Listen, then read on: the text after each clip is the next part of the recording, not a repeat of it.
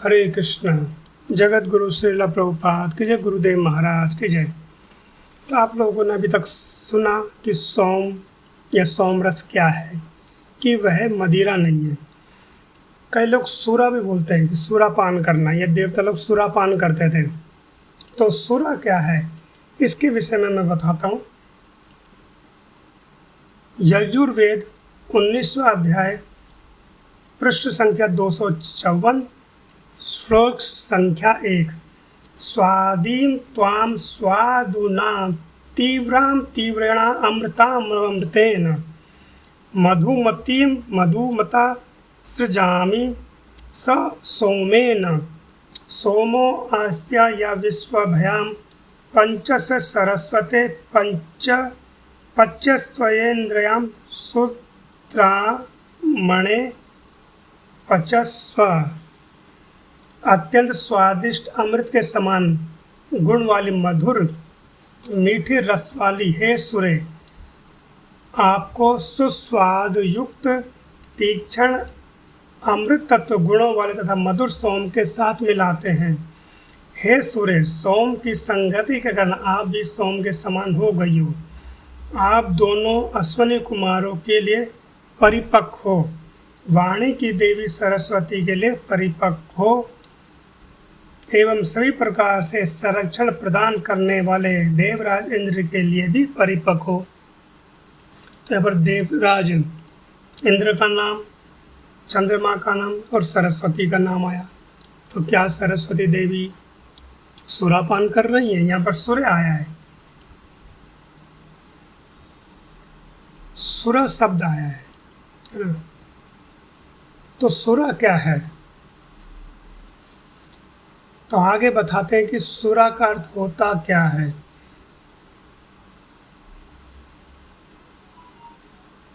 यजुर्वेद 19वां अध्याय, पृष्ठ संख्या 255 और श्लोक संख्या 7। नाना हि वां देव हितम असदस्कृतां मां स असदसृक्षाथं परमे व्योमन सुरा त्वमसि सुषिमिणि सोम आयुषम माहि यनसि स्वाम योनि मा विशन्ति। तो सुरा क्या है?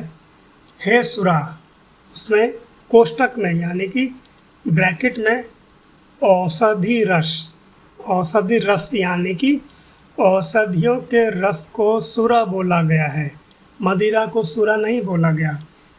तथा सोम यानी प्रथम श्लोक में क्या कह रहे हैं कि अत्यंत स्वादिष्ट अमृत के समान गुण वाली मधुर मीठी रस वाली है सूर्य, हम आपको सोम के साथ मिलाते हैं। यानी सोम नाम की जो एक जड़ी बूटी है, उसके साथ औषधि को मिला रहे हैं।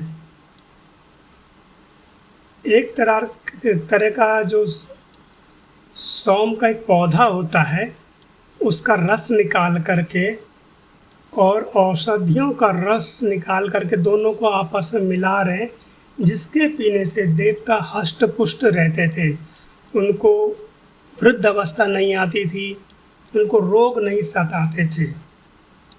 तो क्या करें? हे सुरा, यानी श्लोक संख्या 7 उसमें करें, हे सुरा, औषधि रस तथा सोम, जिस प्रकार देवताओं के हितैषी आप दोनों यज्ञशाला में अलग अलग विद्यमान होते हैं, उसी प्रकार अति ऊंचे नभ में यजन के बाद भी आप संयुक्त ना हो।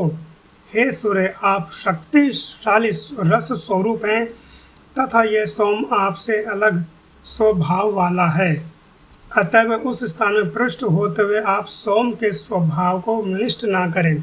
यानी सोम जो औषधि मिली, सोम जो जड़ी बूटी मिली वो, और सुरा नाम की औषधि दोनों को मिलाया, लेकिन दोनों का स्वभाव समाप्त नहीं हुआ। वो करें कि हे सूर्य, आप सोम रस के जो उसका स्वाद है, उसका जो स्वभाव है, उसकी जो प्रकृति, उसको नष्ट ना करें।